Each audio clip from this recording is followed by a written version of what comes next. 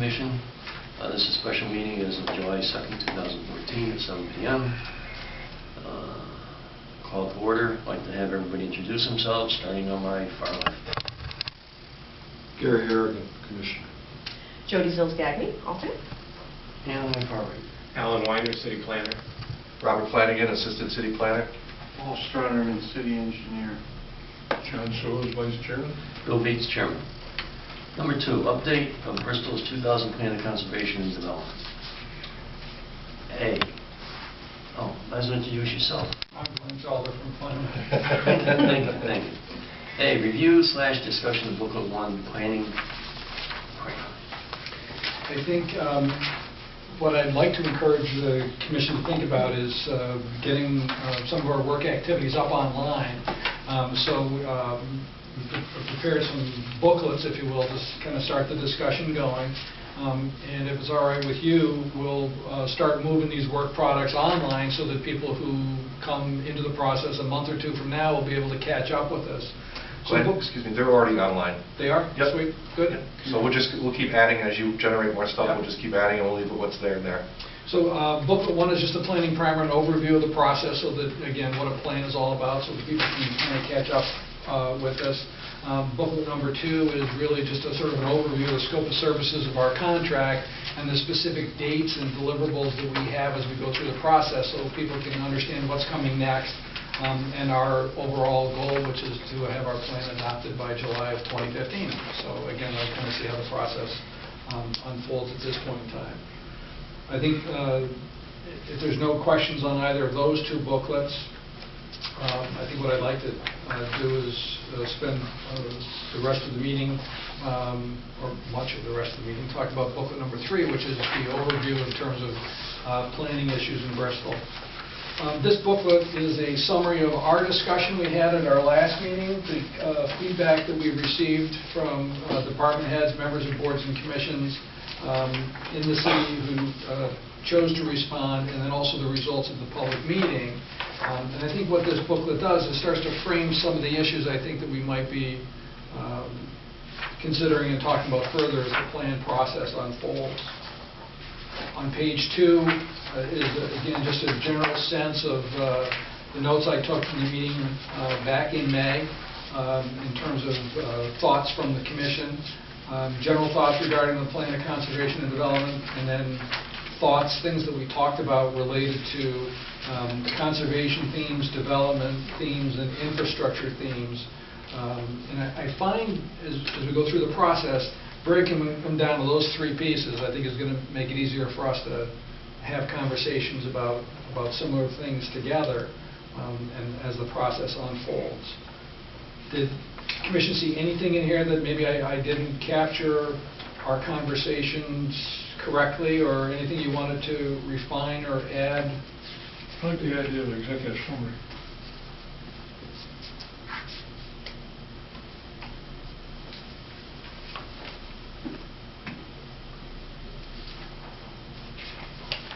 Executive summary. Yeah, okay.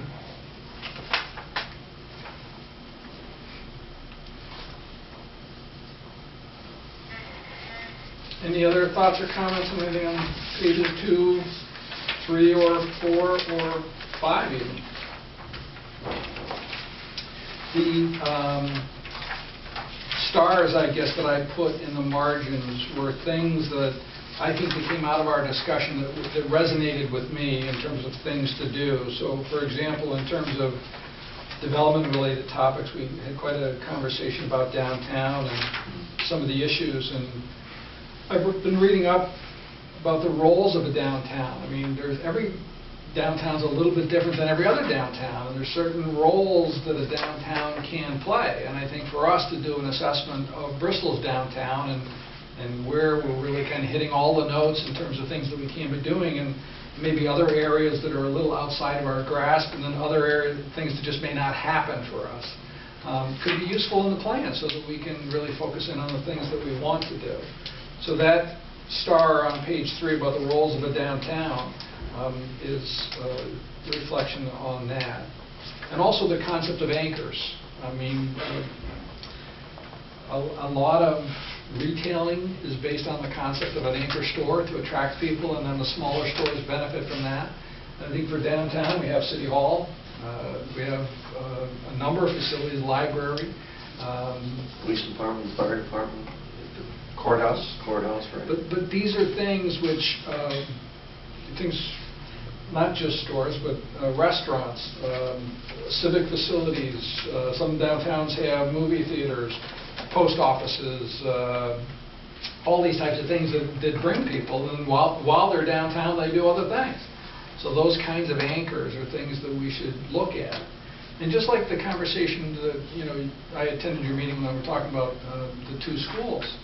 I mean, what sorts of uses can we put those buildings to that can be anchors or other uses in the town hall? And I think that, in the town center, that I think having this type of guidance in the plan might help the city and the commission in the future. When I saw your little star about anchors, Sunday morning I was watching NBC.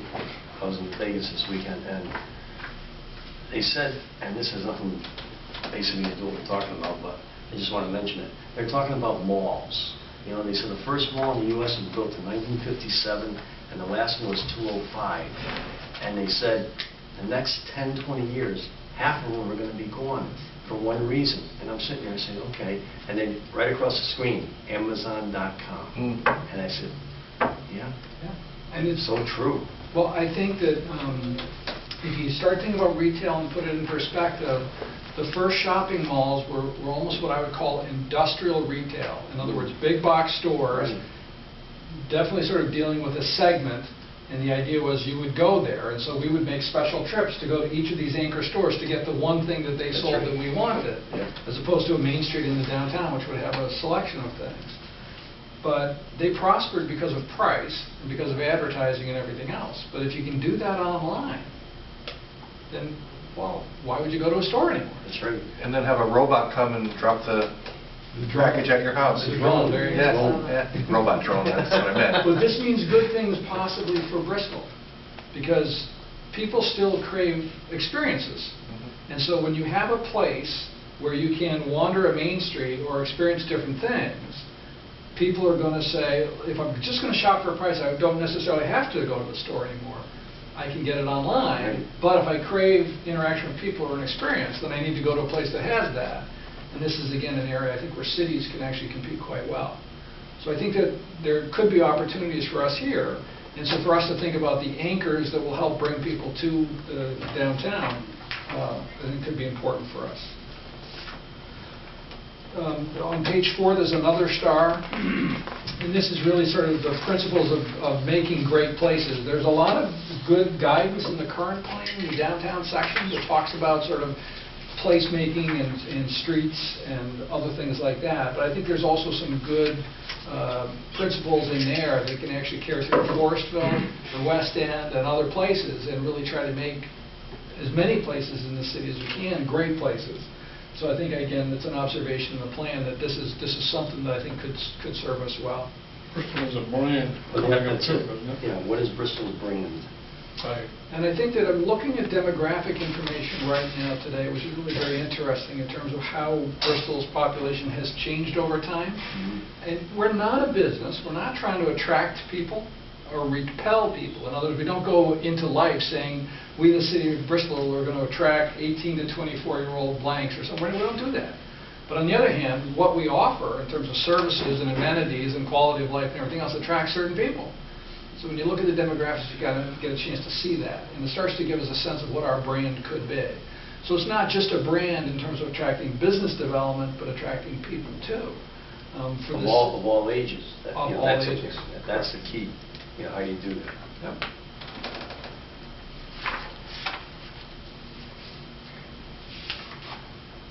And I think on page 5, the other star that I noted here is that it hadn't really kind of hit me before, but many communities are searching and craving walkability. It is a larger issue than it has been historically.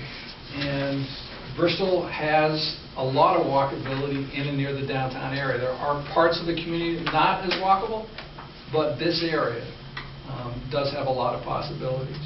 So I think one of the things that I'm hoping to do as part of this is to try to look at the configuration of the sidewalk network in the city and see where the gaps are, et cetera. And if we can do more to kind of knit it all together, I think it, again, could pay dividends for us overall. Like on the top of the page where you have infrastructure, community facilities, I know Alan's mentioned this more than once, you know, what do you do with excess municipal facilities? You know, we need a process. The process is know what you're going to do with the buildings before you close them. You know, Alan's always said that. So that was the summary of the conversations we had. Again, anything else or any refinements or anything else you want to reiterate or stress on that? When you're talking about walkability, you should try to integrate a sidewalk system. I don't think it should be limited to sidewalks. It's more of a system of how to either walk or bike from point A to point B with the required flyovers for pedestrian traffic, specifically Route 6, to get over Route 6 in some cases. But when you talk about some of our open space and integrating that into walkability, just being able to get to the downtown from different locations, not necessarily on a sidewalk, but just whether it's a walking or a bike path. And when I think of sidewalks, I just think of them attached to roads. And I think from a walkability standpoint, the more you can get rid of the attachment of a sidewalk to a road, makes it that much.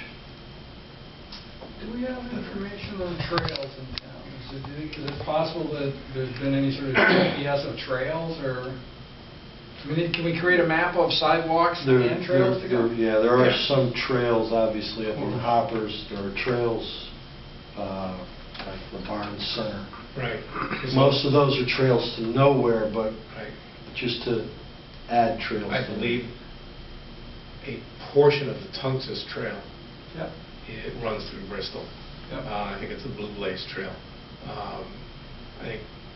I know that there is a disconnection between, I think, the southern part of the Blue Blaze Trail in Bristol and the northern part. But I believe it exists. I think it runs up through South Mountain in the southern part of the city. Would I talk to Lee about seeing if we have a GIS layer for?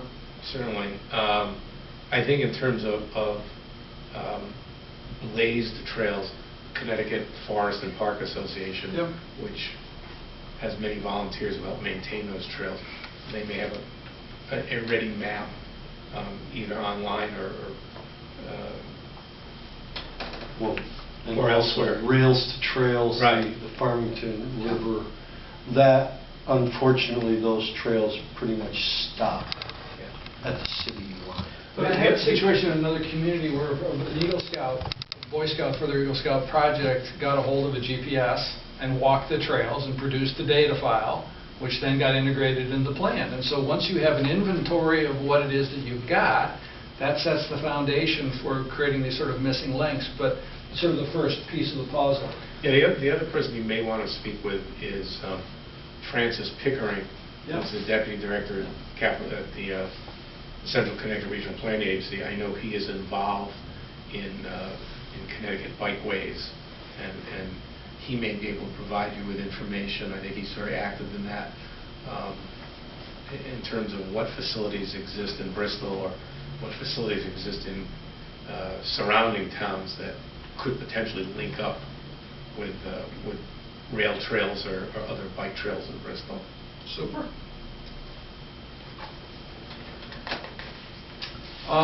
Moving on to the next section, which is pages 6 through 8.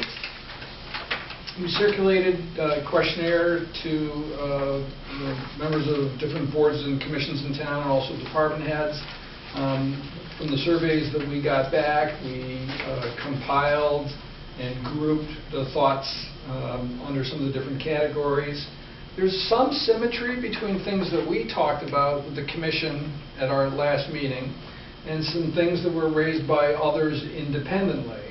And so I think, again, it gives me confidence that we're kind of tapping into issues of concern to people And sometimes there's a slightly different take on some of these issues. So on page 6, the first question that we ask people is what they saw as the greatest challenge or need facing Bristol in the next 10 or 20 years. And some of the issues, again, were sort of, what is our vision for the city? How do we address the issue of a decreasing or declining tax base? An observation about a rising minority population. What about it? Yeah, what about it? What about Somebody it? raised it. And all I'm saying is this is what happened. I don't know if it changes people's sense or character of the community or what it's all Well, about. if it's identified as an issue, what's the issue? I don't know. Again, I'm reporting back to you what people have reported to me. I would think it would be a positive, but not that it's saying that's a negative either, but... Well, we tend to use it that way. Technically, it's not, but... Absolutely.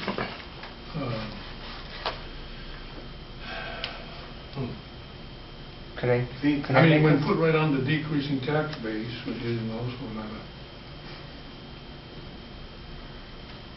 decreasing it's okay, but when you say something's an issue, it's usually something you want to correct it. No, and again, I think the word issue doesn't show up here. The question, in a sense, is what do you see as the greatest challenge? And again, I promised the people who responded anonymity in terms of their responses. I can go back and see who that was, but to me, the issue here is that if the community is changing in ways that people are unfamiliar with, that they can express that as being a challenge, that how do we adapt to this and how do we accommodate this? So I think it's an observation in my mind, but it's not a threat, and I certainly wouldn't call it an issue.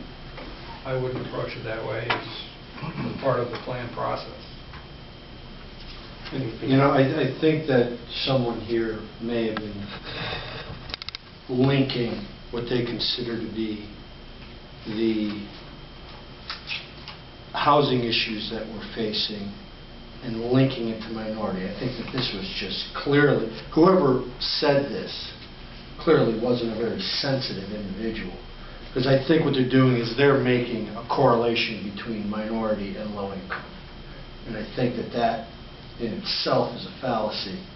However... But it's there. But it's there, and unfortunately, we can't always control the thoughts of people. But I think that, and when you read some of these blogs on the Bristol Press, where the racists come out en masse, Yeah, I'm kind of surprised at some of and the press allows these comments to be made, when you link that to this statement, I think that that's what this is pointing to. Yeah, and talking this out now, I wish that I had modified that wording, because I think I should not have presented it in a way that makes it appear that it is an issue. I'm reporting it in the sense what people have said to me. But I think the comment here is not something that is a problem for the city, but I think it's perhaps something in the plan that maybe we want to talk about. It's going to show up in the demographic information in terms of what the situation actually is, and to address this issue head on about how the city's fabric is changing and how we can make the most of it in the plan. I would just like to say that I don't think that it would be a wise idea for this commission to really spend a lot of time on this issue.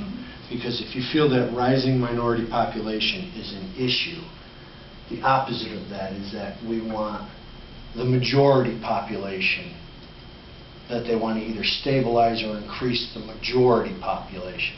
There's way, this is insightful. That statement is just, it's not, it has no place. I agree with you. But nonetheless, someone said it. Yes. Glenn is reporting the And I information that he understand. received, so I understand that. that... Welcome to anonymity. Anonymity, or whatever. No, I say to people that I think my job, is for you and for the commission, is to give people the opportunity to express thoughts or ideas, and gives us the opportunity to decide what we're going to do about it.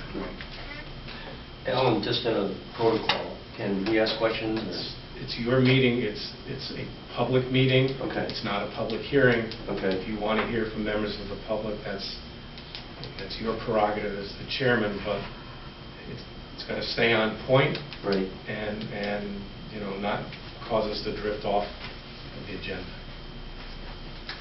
I just wanted to say that the state, there's a couple different state plans. One's a transportation plan, which says that we need to do a reassessment of low-income and minority populations in regards to transportation access. So that could be a reason why whoever it was brought up that. That's actually something the state is looking at.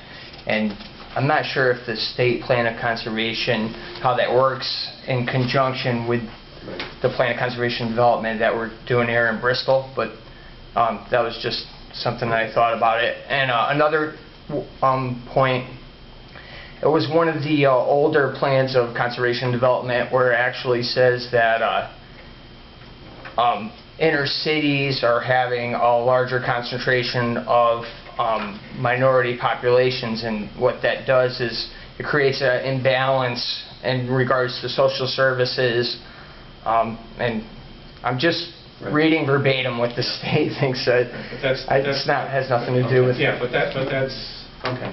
But maybe that's why. I just wanted to. I suspect that's not why, but Okay. be that. Well, as it could be may. racists on the blog too. All right. Thank you. Some of the other issues that were mentioned had to do with downtown development type issues. Clearly, people, interested in the activities downtown, issues related to bringing and attracting people to Bristol, to shopping and to recreation tourists. The issue of employment opportunities and development patterns in the highway corridors, et cetera, or ways that those could be improved. So again, these are identified as being challenges or things that we should think about, if you will, perhaps as part of this planning effort. On page 7, the question is asked of people, what types of things do you think Bristol should encourage in the future?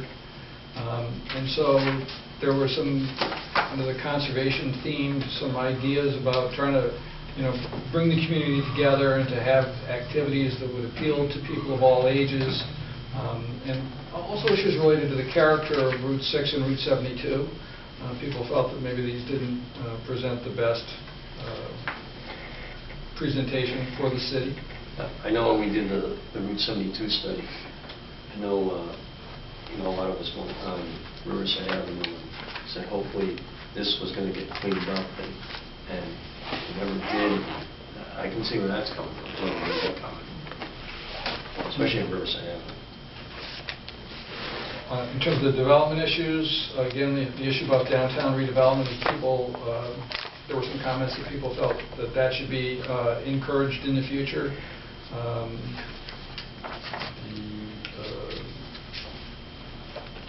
We made a comment about useful to have less dense housing.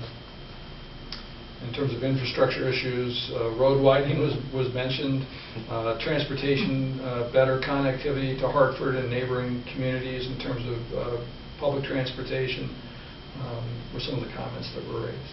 Yeah, you look at that about the road widening, I mean, that's like almost an impossibility. It seems that way anyway, from Route 69 all the way to the Farmington line. Well, I guess it speaks to the larger issue. I mean, as is noted earlier, Bristol is viewed as a very automobile-oriented community, and if you're trying to improve walkability, if you're trying to get people more transportation choices, is the solution to Route 6, widening it?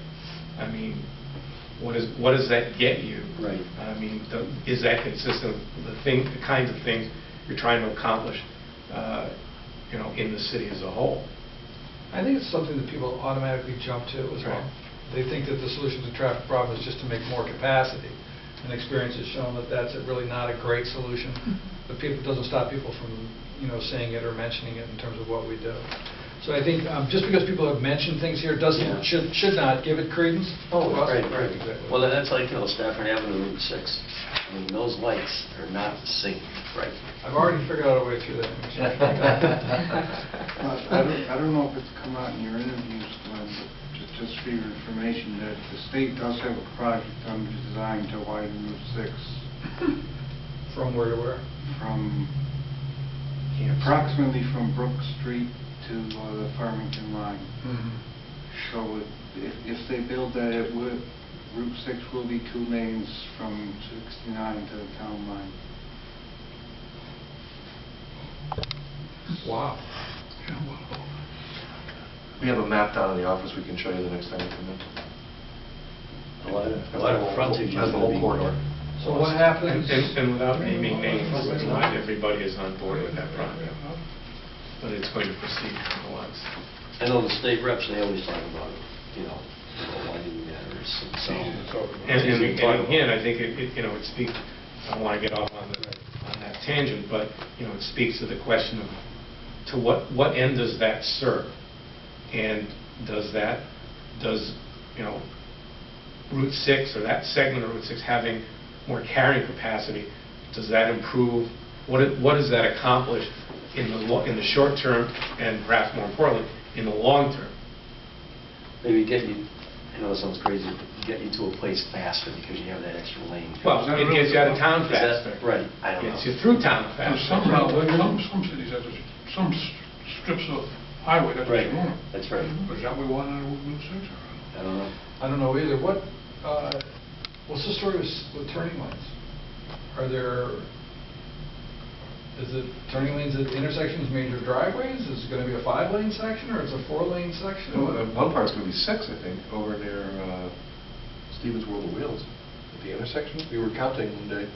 One part of it, I think, is going to be 6. Well, right 6 now lanes. it's 1, 2, 3, 6 4. At least right now. 5. At least 5. Yeah. But I think maybe the discussion that we have in the office sometimes is maybe, I'm just off the top of my head, maybe the money could be spent better trying to manage access rather than to widen the road, to provide incentives for the business owners to get together and group up their parking lots and reduce the curb cuts. Because the curb cuts, I think, is what Well, that's in our plan. causes the issue. Yeah, exactly. Yeah, Yeah. we recognize that. Well, We'll leave it in. you certainly, certainly the Route 72 corridor study, it was a big component of that. It was. Yeah. And I believe that John is correct, that the current plan makes reference to access, calls for access management. I'd have to try to figure it out. But again, this kind of gets back to a more fundamental issue, is that there are parties that see this plan as the Planning Commission's plan and not the city's plan. And so when it comes time to look at potential projects, and especially when the state comes and says, often in response to somebody, yeah, sure, we'll put it on our project list and we'll. I think I was counting and we'll today, see. though, on the SLOSS list. I think there's 15 locations, or maybe, There's a bunch. yeah, there's a whole bunch. So, this Bristol is heavily mentioned on the SLOSS Route 6. Right. So, But as it's SLOSS it's called the SLOSS list. Is it as bad as it sounds? It is as bad as it sounds. SLOSS stands for the Suggested List of Surveillance Sites. suggested list of safety surveillance. Oh, there you go, sorry, I missed it. You use that's when you defined the critical intersections and street segments in Bristol in 2000 plan.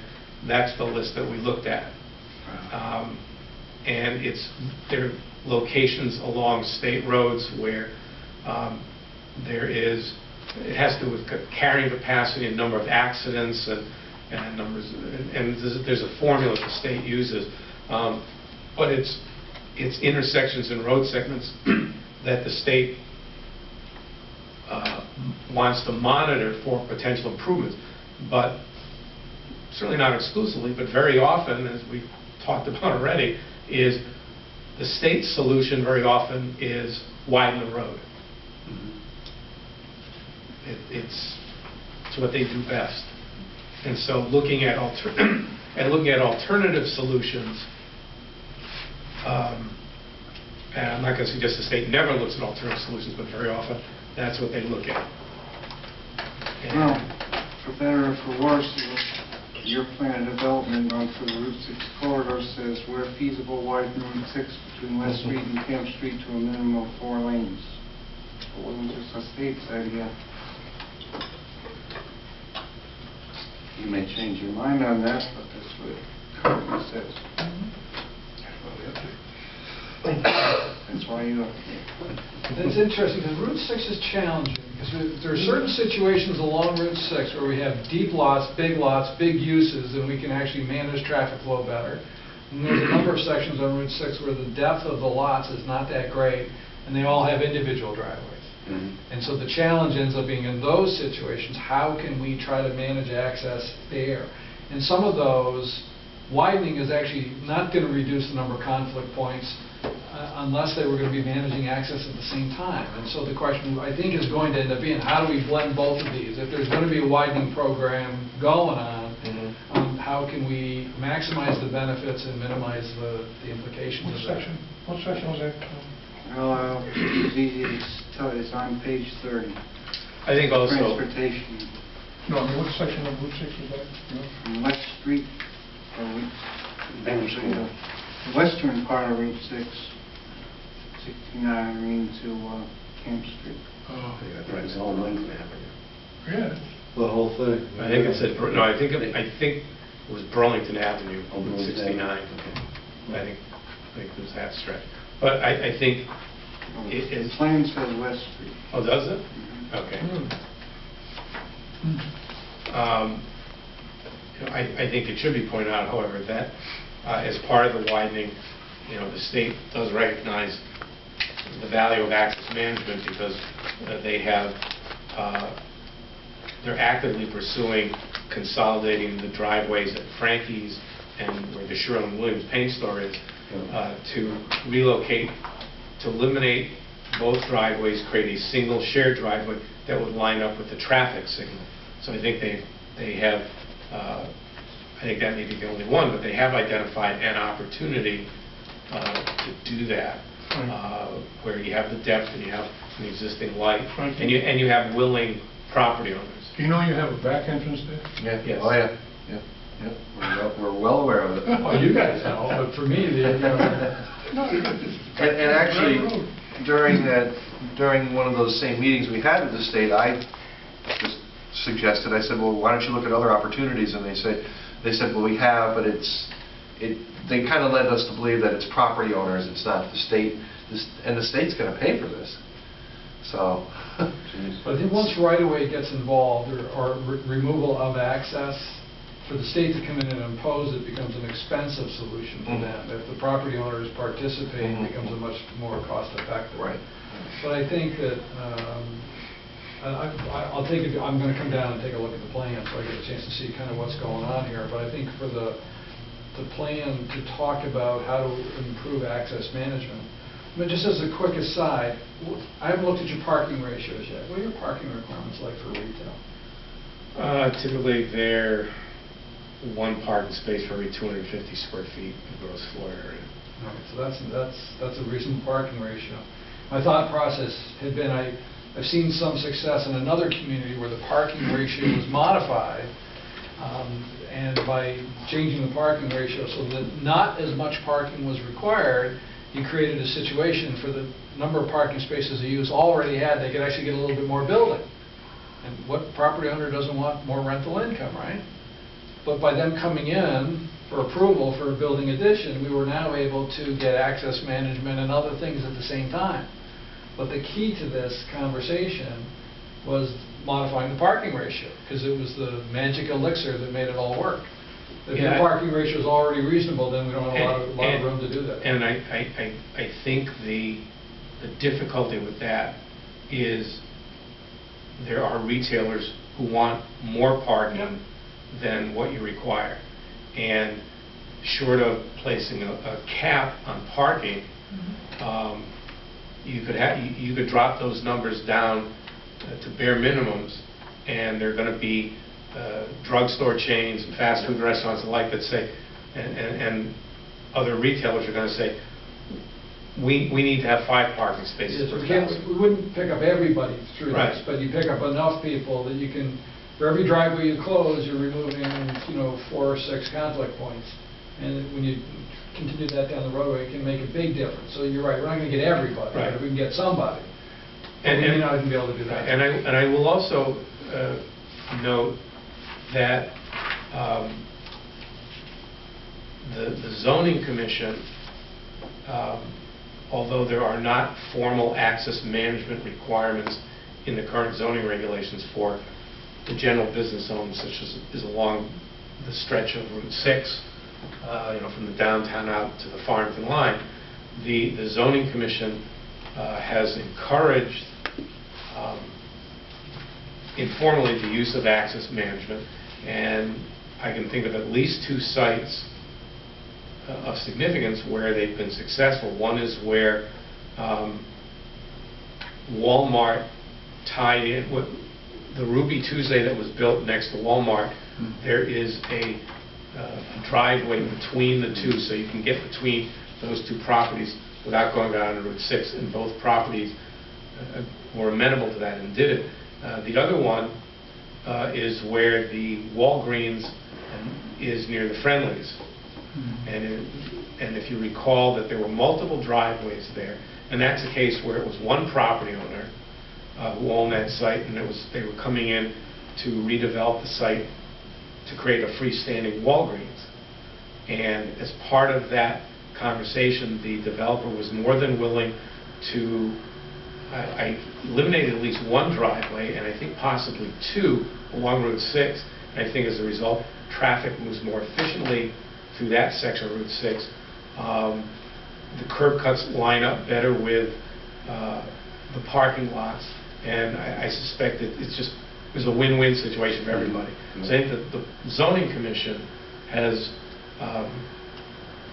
is aware of the value of access management and has tried to utilize it wherever possible, certainly along Route 6. And now with the Route 72 zone, access management is built into that, the redevelopment and the development of that corridor. On page 8, the next question we asked people was what types of things you think Bristol should discourage in the future. So one of the observations was sort of negative attitude. And then there were some observations about fast food chains, dollar stores, discouraging high-density development, and residential overlap in commercial districts were some of the things that were mentioned.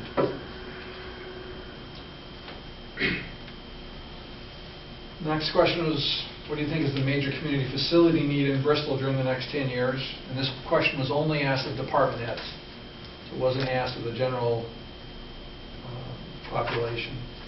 So City Hall was called out as being a place that people felt new or renovated, allowing really a single place for getting municipal services, stronger internet connectivity, internet service availability, I guess is the way I would call it, that a lot of the services that the city offers could be available online to people. Storage space, parking, and then there's some comments about recreation facilities, transportation, some comments about Memorial Boulevard, both the middle school, and the monument and the road right away. I see another indoor pool. Gary, was that you? I'm not a department. No, I know. If I was, then yes, that would have been me. You got to somebody though, huh? I've been working on it for a long time. There you go. Maybe a new city hall could bring with it an indoor pool. Oh, sweet. Now you guys, no, I know where you're going. So again, that's sort of the general comment and feedback we have. I don't place this information in as high priority position as the conversation we had with the commission or with the conversation we're about to have in terms of what we got back from the public, but I think it is interesting. These are people who sit on boards. Sometimes the boards don't do what we do, so as a result, they're not as sensitive to some of these issues as we are. And even the department heads would tend to comment sort of in their own area of responsibility, but it's hopefully a useful reference for the commission. Before we leave the section, do you feel that you got a pretty fair representation of responses from department heads based on what you've read? Excuse me. No, I'm not sure that we covered the full spectrum. It would have been nice to have had more responses, both from boards and commissions and department heads. So that's part of the reason why I don't think this is really representative or reflective of the things that we need to be thinking about as we go forward. I think it's sort of color commentary in a sense of some people's opinions. Usually as more information comes together, they start to solidify around things. So this is a little fuzzier than what I'd normally like to have. But again, I feel an obligation. I asked people, so I'm going to report to you what was... Were you attempting to get all of the departments, or hoping to get all of the department heads? They were all given the opportunity, but there's really no situation where I can enforce... Do you know how many you got out of the total? Yes. You going to share that with us? No. Well, but that's why I asked the question. Yeah. Without asking the question. Well, I couldn't give you a percentage that I wouldn't know that they stood do the division on. The response was not as strong as I would have hoped. But part of this could be my fault in the following sense, that we have been working on our contract and agreement for quite some time. It got to the point where I had to pull the trigger on this, and I'd like to get these responses back before the public meeting. Because once the public meeting has happened, and people have heard what the public said, oftentimes they parrot what the public says. So I said the responses have to be back by, and we picked a date. So there was not a lot of time. So, but I've not received anything new recently, so I think at this point in time the window is closed and it's time for us to move on. Okay. But I think getting back to Alan's original question, I wish we'd had better response. In terms of the community meeting, that we start on the discussion here on page 9. You were at the meeting, so you sort of know the exercises. Again, we talked about here where people live. We did get geographic representation from different parts of the city. I think, as you know, the exercise, we asked people what they were proud of. What people talked about at the meeting was sort of individual and specific. And once I had a chance to get the cards and actually group them together, I came up with a listing, which is on page 11 here. And I think what people identified, and if I group these wrong, or you think I didn't capture what people were saying, please let me know. But it seemed to me that some of the unique facilities that Bristol has really resonated with people, like Muzzy Field Lake Compounds, the Clock Museum, the Little League Complex, Carousel Museum, Nature Center. These types of places made people really sort of proud of their community. They called them out, they identified them, and these are prouds. These are things that, again, make people happy to be part of Bristol and enhance their quality of life. And the number of facilities there compared to the other categories, you can see, was significantly larger than the other categories. So people still, they appreciate open space in the community. They like the community facilities we have. There's elements related to business development, some of the other things, but it was really kind of special places that resonated with people here overall. And of course, the next question I asked people was, what are you sorry about? And when we had a chance to tabulate the cards here, on page 13, again, things that people felt somehow impacted the character of Bristol or detracted from the community sort of jump out here. So you can reclassify these a couple of different ways. So for example, Route 6 shows up. I categorize it under transportation. But realistically, as you may recall from some of the conversations we had at the meeting, people were talking also about the character of Route 6. It wasn't just the fact that traffic can be difficult, but also the appearance of it. So you could kind of split those votes up a little bit. But again, the issues that people seemed sensitive to, the ones that ended up here at the top of the list, are issues related to community character. The whole issue going on right now with the downtown in terms of the Depot Square development and the controversy surrounding it in its current format, issues related to transportation, and then just some other miscellaneous issues which really didn't seem to gravitate to a large topic. Page 14 was the summary of planning points. Again, the issue, if you recall, are people given planning points to allocate among the different boxes. The topics which received the most planning points were the concept of business development and community character. Those were the top two. and it dropped down quickly after that. And the conversation at the meeting, which starts on page 15, was to ask people, why did you put your planning points in that box? What did you mean by that? And what should we be thinking about as part of the plan? And I've taken my scribed comments or scripted comments from that meeting and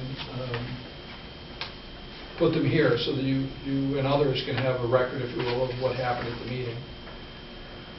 And then also, you may recall at the meeting, we tried to pick a verb, which was for each of these topics, what do you think the city's goal should be here overall?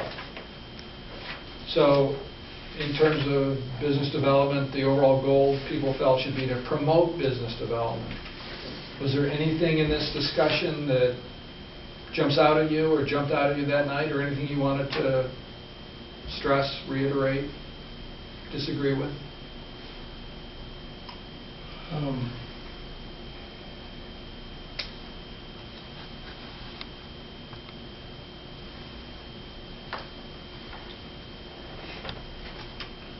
You mean versus promote it, or are you talking about anything? Is there Anything in here that you think, yes, I agree with this, or no, I disagree with that? I think some of these things we already touched upon. The comment came up about Route 6 about managing access and... Seems to be business development in Bristol is kind of quiet. So what does that mean?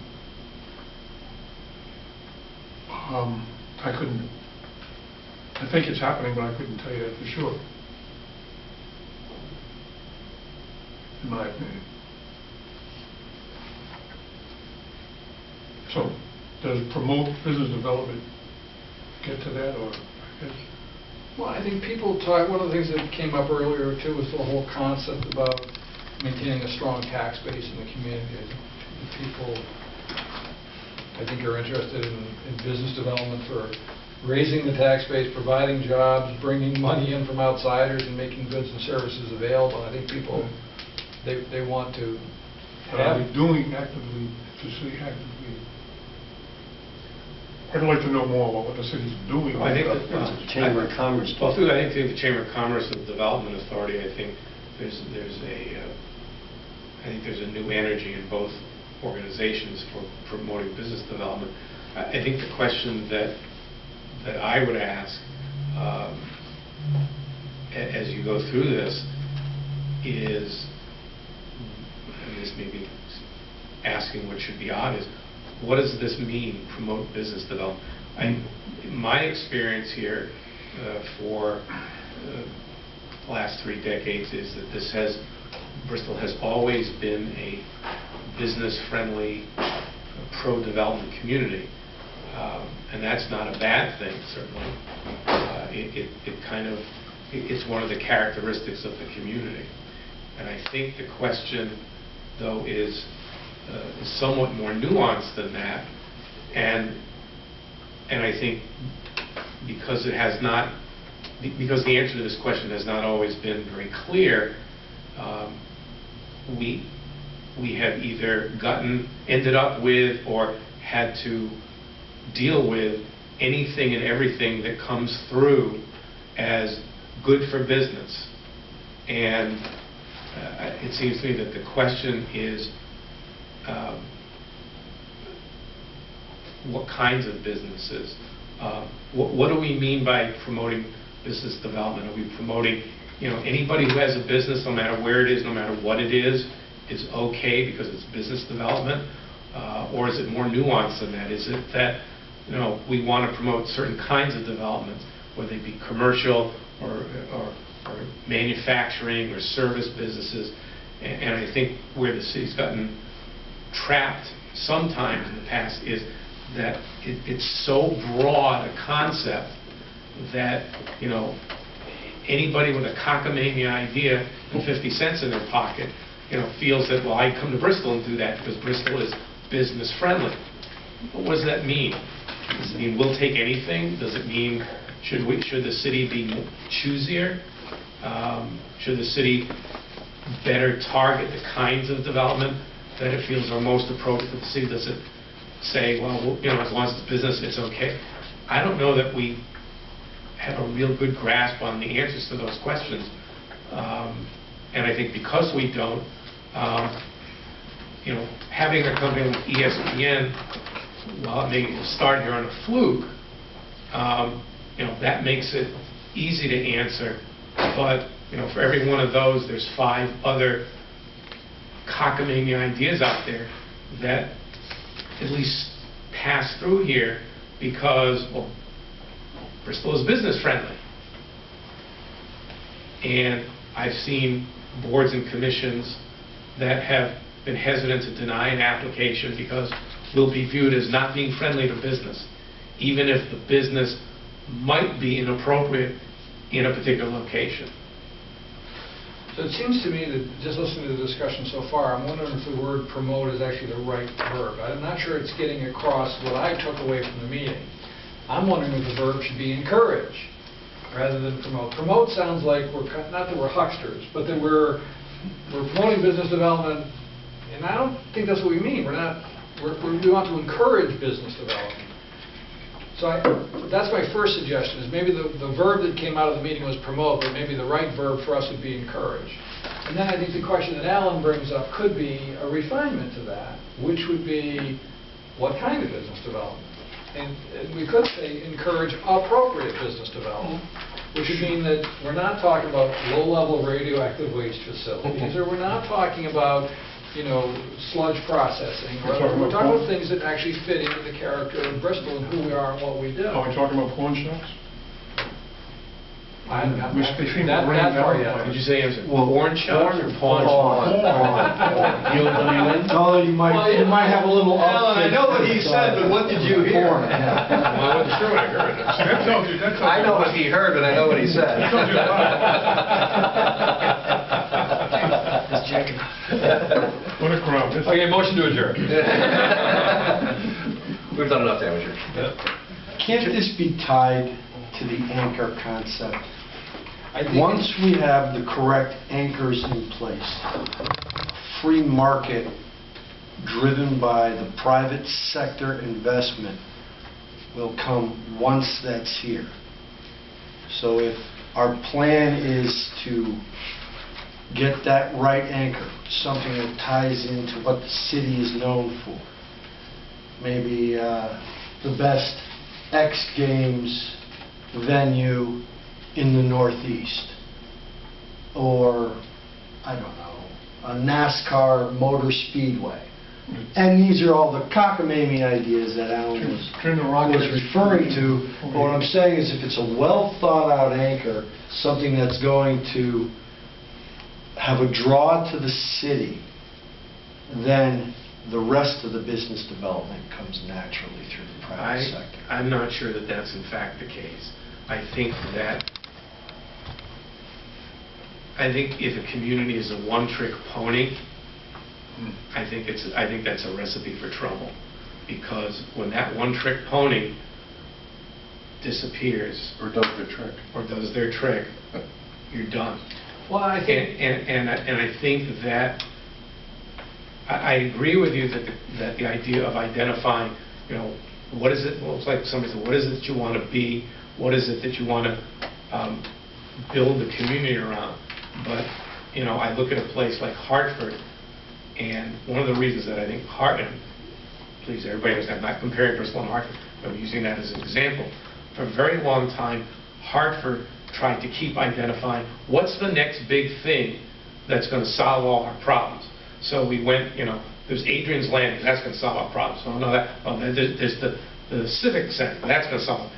And in fact, I think that communities that are most successful have some of what you're talking about, but they don't rely on those things alone. A diverse group of anchors.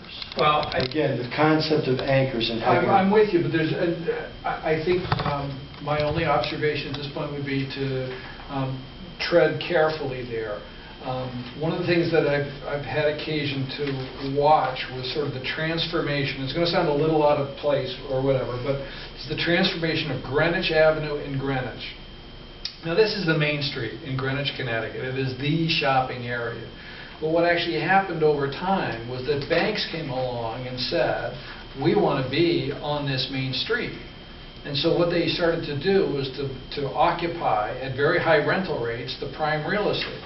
And what it ended up doing was actually hurting the street. Because people don't walk along and say, oh, I'll make a deposit. Oh, I'll make a withdrawal. They don't do that. The banks were trying to be poachers off the street for their marketing and advertising. They didn't actually care if they really had anybody come in to their facility. So they were taken away from the pedestrian friendliness. And the only reason I bring this up is that if we had a really strong vision for the downtown, we had our anchors in place, but somebody came along who wasn't going to enhance that, they're actually going to take away from it, then we might need to have some guidelines in place that say, you know what, we're trying to nurture an effective place here. So I think zoning and some of the land use regulations we might have would be to try to encourage good things to happen, discourage bad things from happen, and then just let other stuff happen. So I wouldn't say get anchors in place and then stand back. I would say we almost want to kind of keep tending it to make sure that it kind of promotes, but let the market dictate as much as we possibly can in that kind of situation. Understood. So we'll take that under advisement. Thank you. John, I just wanted to offer anecdotally from where I worked, which was obviously a small town before I came here. I have a meeting with a new business once a month, once maybe every 2 months. Here, I can say without fail, every week we have at least 2 to 3 meetings that are development related for a project that's going to happen. Okay. So there's a lot of activity. You might not see a new business come in right away, but the folks here during the day, we're constantly working on stuff. And probably for every, I'm just throwing this out here, for every 10 ideas we get, maybe you might only see 2 or 3 of them actually materialize. But we have a lot of meetings here, and there's a lot of folks come through, a lot of engineers, a lot of attorneys, and somebody's always tired kicking about something. Does it vary in terms of type of business? Sure. Yeah, oh yeah, it runs the gamut. But again, I think where sometimes at a loss is, for lack of a better term, the cockamamie idea, which is, at least on its surface, is inconsistent with what our sense is of what the city wants to be about. But because that vision perhaps isn't articulated as clearly as it needs to be, it's hard to be able to say, well, gee, that's the kind of business that the city is looking for in this part of the city, or I'm not sure that's a good fit with what we're trying to achieve in the downtown or in the industrial park, wherever it may be. I think that becomes part of the challenge.